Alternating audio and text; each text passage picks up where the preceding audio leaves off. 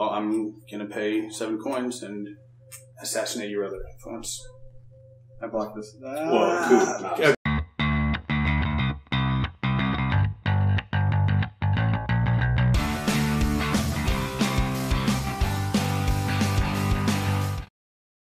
Welcome to Muddled Dice. Before we begin, we want to ask you to please check out our new board game coming to Kickstarter, thedangeroussea. With a board that's different every game, a mechanic to battle your friends, you'll race to be the first to collect 5 runestones. Check out the links on the bottom of the screen and in the description to find out more and follow our progress. This week, we're trying a little game called Coup, and we're drinking a vodka-based drink called the Negroski, a variation of the Negroni.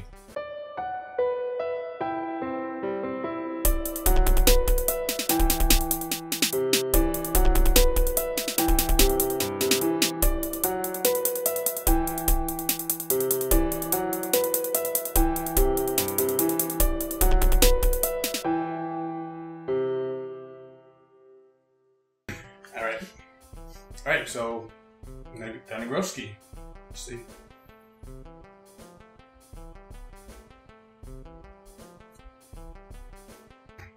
It's bitter. That's excellent. I love it. I like it. The orange adds a lot of nice. It cuts the bitterness a little bit. It smells great. Yeah, it does. Yeah. I could drink probably a couple of these. Have this while you're playing your game. You gonna talk about Coup? Let's talk about Coup. Alright. Coup is a player elimination game with a strong emphasis on bluffing. Each player plays as a greedy megalomaniac trying to wrest power from all the other players. Each player is backed by certain influential nobles, which are represented by the 2 cards in front of them. These cards allow the players to take special actions, such as maybe attack another player or take taxes, collect some money. The trick is, any player can take any action whether they have the cards in front of them or not. It's this little twist that turns Coup into a game of lies and deception.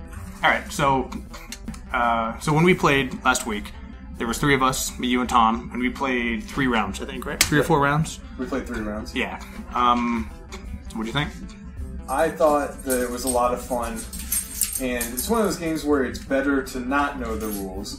Because that kept stumbling us. We kept running in. There was that one point where we were playing through the game and I admitted that I didn't have the Duke. I remember because that. I thought that I was playing the game wrong, but that was part of it. Yeah. Yeah, I agree with you. It was a lot of fun. But that is kind of one of the things that I think throws people off. I've taught other people the game and it throws them off at first. That, like, the fact that you're not restricted to just the actions of the people in front of you. Like the whole, I think the lying thing kind of tricks people up, and like not the idea of like, oh, I'm not going to tell everyone that I have this card before I use their ability. Or, I don't turn it over to use their ability like a lot of other games, and that throws people off. But once you get that in your mind that like I can do anything I want in this game, other people can call me on it, but I can do anything I want. It's a lot of fun, and I think it's what makes the game. Once you learn that rule, that you're allowed to just pick from the list. Not that you need to learn the rule, but that you internalize it, kind of. Yes, you internalize the rule. Then when you start out a new hand, whether you're receiving from the deck or it's a completely new game, then you can just jump into it and be like, oh, I have the assassin, so I'm going to assassinate you. But the one thing you got to remember is what cards you were playing, so that you're not just playing through 4 of the characters at the same time. Yeah.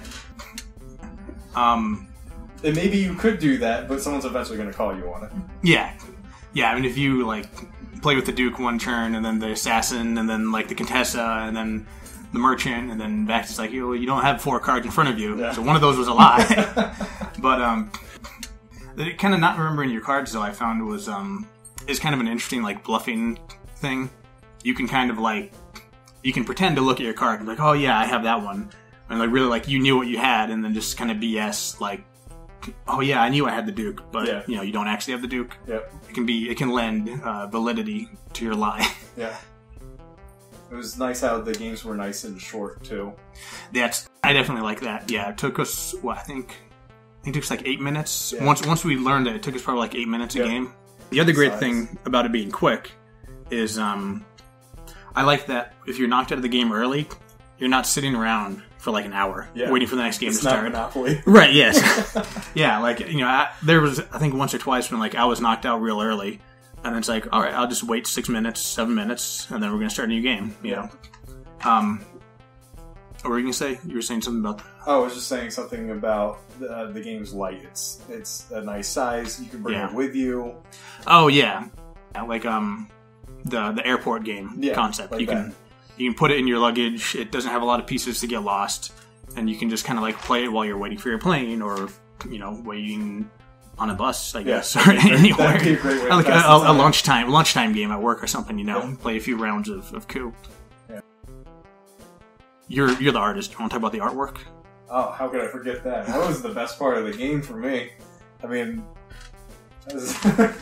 lying to everybody was great fun, but the artwork on this game is amazing. That is some digital painting skills right there. Have you seen the contestant already? The people are both lifelike and still fit into a cyberpunk-looking, futuristic theme. I mean, you've got that comes across both in the costume of the character, their styling, and even the little icons that are applied to them, the colors that are applied to them. Especially with the Duke, you have that hot pink color that you see in futuristic cyberpunk movies. It's like the Duke reminds me of Chris Rock from Fifth Element, kind of. Yeah, is that character? Yeah, but yeah, and like you said about the logos, it's totally unnecessary because there's no like special coins with someone's logo on it or anything. Yep. But it's just kind of like, I think it communicates that like future cyberpunk aesthetic really well, where like, maybe I'm reading too much into it, where like people are reduced to logos and like and brands and stuff. I think it communicates that really well. Yeah, and especially since you're I can't remember what you referred to them as, the wealthy. Yeah, or nobility or something. That higher upper class. I mean, you always saw, say in Demolition Man, which was not so much cyberpunk, but it was definitely futuristic, and you had everybody like walking around looking like they were a noble, just a clean society. Right. And you get that in this game. I thought it was interesting that when we played, at least, I think all of the games except one were won not by like what you did, but were won by you trying to do something and then someone calling you on it, and so you lost your last influence. It was interesting. It's not like you don't win by doing things; you win by other people calling you on your lies. Yeah. You lose by other people calling you on your lies. Because I would flip both cards, thinking that I was completely out of the game. Sometimes you lose because you forget the rules, but yeah. That's the part of the rules that you don't want to forget about. Right.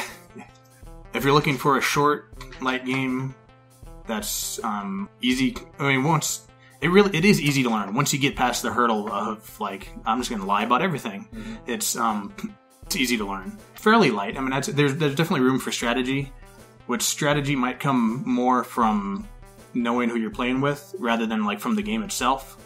But, yeah, definitely recommended. If you're good at bluffing. If you're not good at bluffing, maybe not recommended. But then you'd get used to the bluffing. I did, and I suck at lying. I really do. That's all I have to say about it. Definitely pick it up. Yeah.